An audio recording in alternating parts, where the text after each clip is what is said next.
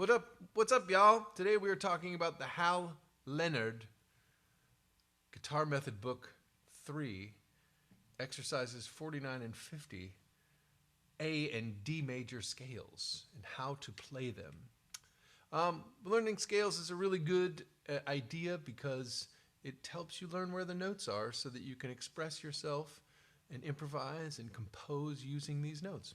So these are movable scales so that you can move them up and down the neck. You could move them from one key to another. Maybe we'll talk about that a little bit after I show you these scales. So let's see. Let's go over here where, oh look, that's not the right, what just happened there? Oh, BS. Ah, there you are. OBS, by the way, is the name of the software I'm using. No, it's not that other thing you were thinking.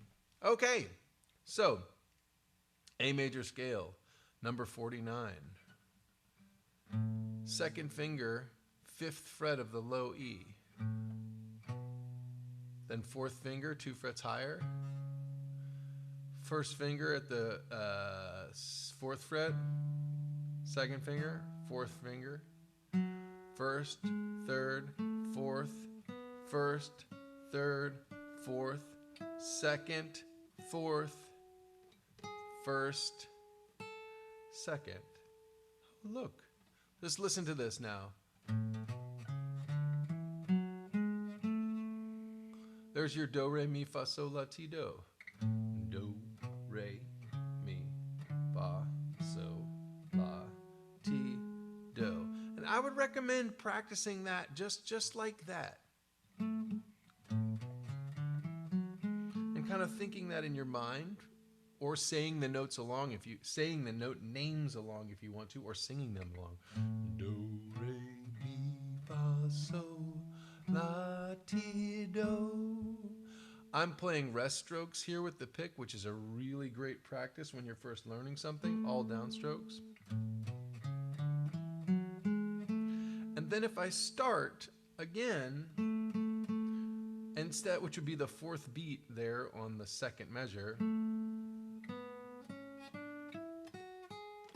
you can hear that do, re, mi, fa, sol, la, ti, do again.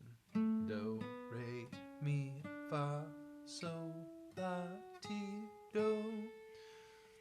So this is what they call a 2-octave scale, because we go from do to do, and then do to do again, which from do to do gives you 1, 2, 3, 4, 5, 6, 7, 8. 8 notes octave.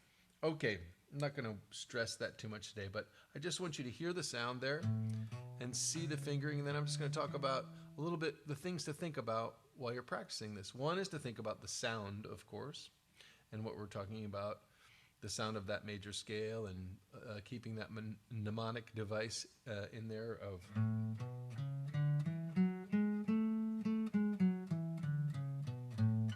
the other thing to keep in mind is being as relaxed as possible with both hands. So when you play this first note, I'm going to go note by note. When you play this first note with your 2nd finger, notice what the other fingers are doing.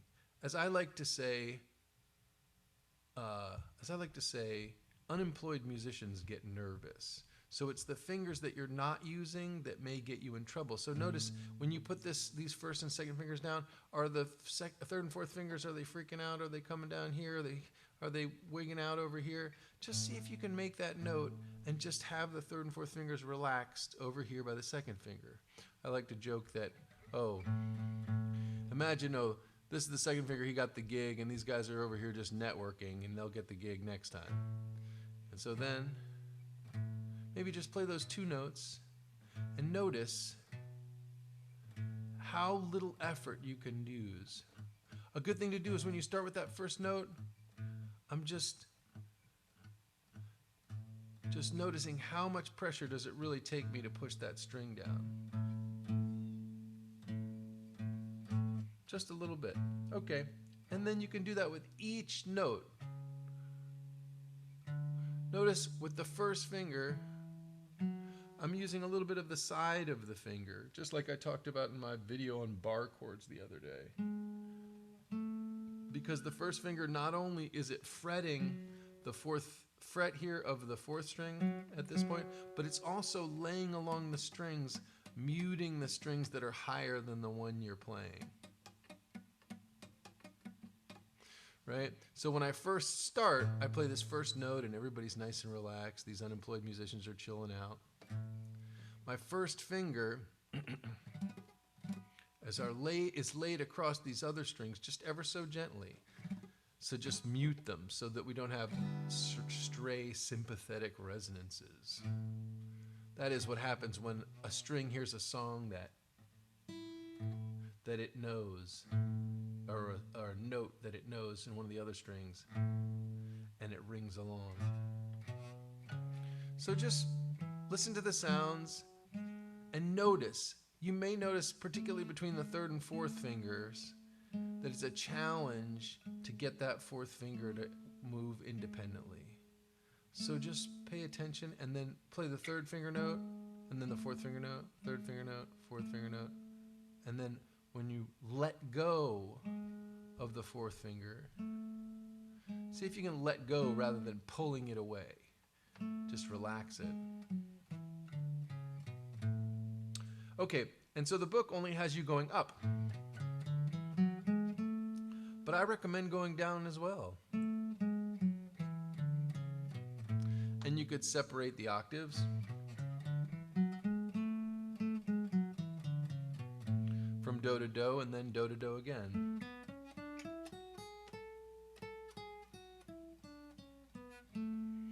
One thing that's really worth noting when you're going down musically, which is funny on the guitar because when you go down musically, you go up towards the ceiling, right? But the notes are going lower by pitch, is that when you move to a lower string, you want to prepare all of the fingers on the next string. Watch how I do this. So I'm going to play this backwards now. So I'm starting on the last note and going backwards. So I play A or do, and then I go T, and as I go from T to La, I'm going to put down all my 2nd and 3rd and 4th fingers. Watch this. And then my 1st finger sneaks up afterwards. Watch that again. See that? That way, when you move from La to So, you just have to coordinate 2 things: the picking of the right hand, and then also the picking of the right hand, and then the releasing, as opposed to having to play this. If you didn't have the fingers already there, you'd have to coordinate 3 things. You'd have to coordinate the picking, the release of the pinky, and the placing of the middle finger. So you just want to be able to make that a little bit simpler. So we want to have the middle finger there in advance. And then we do that again as we come to the next string. See, I put the 3rd finger and the 4th finger at the same time. Same thing, put everything in advance. And it's okay to go very slowly if this is challenging. And then it's going to be the same thing on the D major scale, where you have, except now we're going to start here, and we're going to go do, re, mi, fa, sol, la, ti, do. And I'm just going to do that first measure again. Same ideas that we talked about with the technique.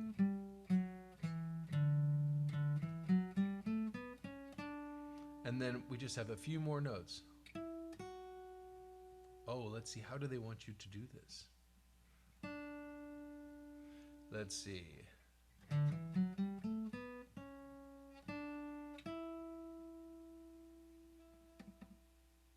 Oh, I'm sorry. They have you doing it here. Excuse me. Down here in a sort of C form of the chord there. Like that. So they have you doing...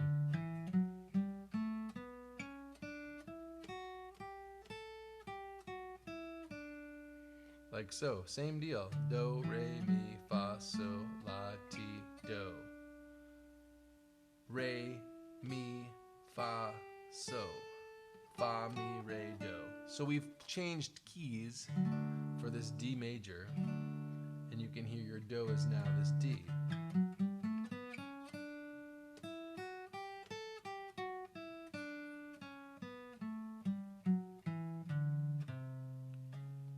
Oh, excuse me. Starting on the third measure.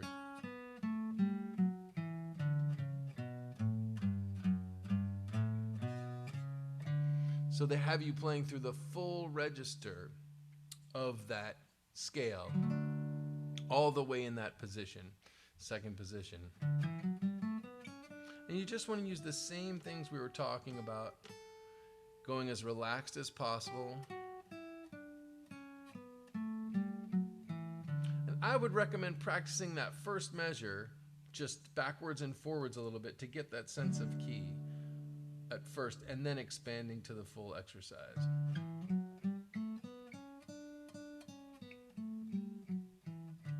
And just notice any parts that feel a little sticky. You may want to pay attention to where your thumb is on the back of the neck. It's probably going to be parallel to about where your middle finger is, or somewhere between your first and middle fingers, but might not be. And it's not going to be too high up on the neck. It's going to be somewhere in the middle of the back of the neck. And hopefully those tips will help you play these exercises more easily and more fluidly, so that then you might be able to make some of your own music with these scales, which is entirely the point of learning them. Okay, enjoy.